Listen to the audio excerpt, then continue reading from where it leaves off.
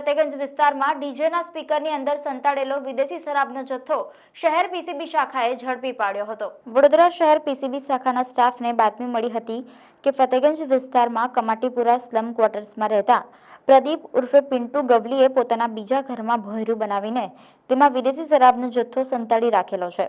શરાબની સાથે સાથે ડીજેનો વ્યવસાય પણ કરતો હોય સ્પીકર સહિતનો સામાન કોન્વેન્ટ સ્કૂલની પાછળ ઉર્મી એપાર્ટમેન્ટમાં રાખવામાં આવ્યો છે, જે ડીજેના સ્પીકરો સાથે પણ શરાબનો જથ્થો સંતાડી રાખ્યો છે। જે બાતમીના આધારે પીસીબી શાખાની ટીમે દરોડા પાડતા કોન્વેન્ટ સ્કૂલની પાછળના ઉર્મી ફ્લેટમાં ડીજેના સ્પીકરોની અંદર શરાબનો જથ્થો સંતાડેલો મળી આવ્યો હતો। આ સાથે ફ્લેટમાં પાર્ટીશન બોલ સાથે બીજી એક દિવાલ બનાવીને ચોરખાનું બનાવ્યું હોવાનું સામે આવ્યું હતું।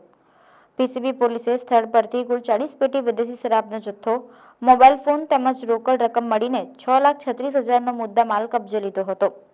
જ્યારે બુટલેગર પ્રદીપ ઉર્ફે પિન્ટુ ગવલીની ધરપકડ કરીને પવન, રવિ અને માહિડા નામના 3 વ્યક્તિને વોન્ટેડ જાહેર કરવામાં આવ્યા છે।